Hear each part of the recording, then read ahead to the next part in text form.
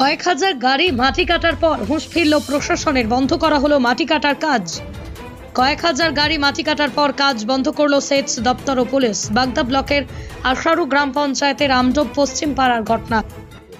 ঠিক আছে, কিন্তু এই জমি এখন ওরা ক্ষমতা আছে বলে ওরা গাছ জোরে আমাদের চাষবাস বন্ধ হচ্ছে 15 বছর। আর হিসেবে যারা চাষবাস তারা মারা গেছে, আমার বাপ কাকা চাষবাস করতো, কিন্তু এখন আমার চাষবাস বন্ধ, আমাদের অর্থ করি নেই বলে এভাবে পড়ে আছে নদীটা। কিন্তু এরা দীর্ঘদিন নিজের গাছ জোরে পুকুর করে নিয়েছে, হাজার হাজার গাড়ি মাটি বেছে দিচ্ছে। ঠিক আছে, এই বিষয়ে এবার আমাদের কোনো আলোচনা নেই, আমরা কেউ লোকজন বসি না মিটিংয়ে। ঠিক আছে, এই যে মাটিগুলো কেটে নিচ্ছে, এগুলো আমরা যতটা সম্ভব জানি যে যার এরিয়া তার সঙ্গে তার এরিয়াটাই মাটিটা পড়ে, কিন্তু মাটিটা কোথায় নিয়ে যাচ্ছে আমরা বলতে পারবো না।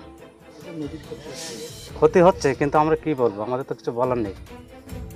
অভিযোগ, বেত্রাবতী নদীর মাঝখান থেকেই জেসিবি দিয়ে মাটি কেটে ট্রাক্টরের করে অন্যত্র নিয়ে যাচ্ছিল মাটি মাফিয়া।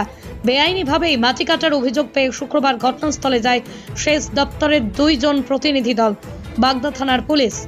প্রশাসনের কর্তারা হানা দেওয়ার খবরও শুনেই চম্পটদায় মাটি কাটার কাজে নিযুক্ত থাকা ব্যক্তিরা বিদ্যাধরী ডিভিশনের বনগাঁ মহকুমা জুনিয়র ইঞ্জিনিয়ার সৌগত বাগচি জানিয়েছেন, আমরা অভিযোগ পেয়ে ঘটনাস্থলে এসে দেখি নদী থেকে অবৈধভাবে কয়েক হাজার ট্রাক মাটি কেটে নিয়ে যাওয়া হয়েছে। ঘটনাস্থলে এসে আমরা কাউকে দেখতে পাইনি, তবে এ নিয়ে থানায় অভিযোগ জানাবো। অভিযোগ এখানে মাটি কাটা হচ্ছিল, সেই অভিযোগটা পেয়ে আমরা দেখতে এসেছি।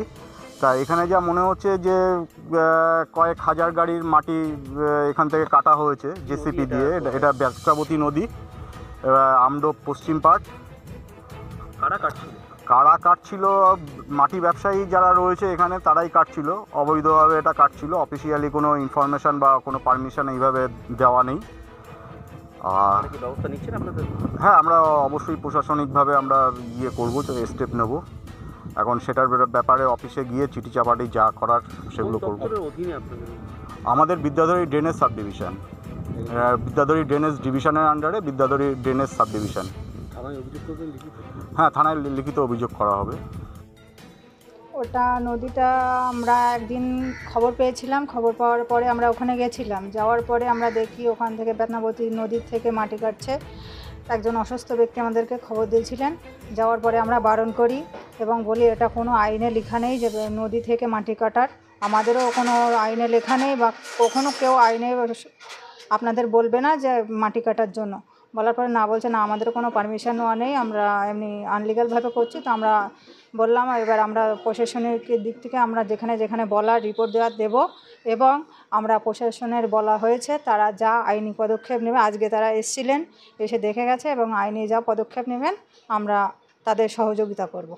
আমরা কখনো অন্যায়ের সাপোর্টে নেই আর অন্যায়ের পাশে থাকবো না।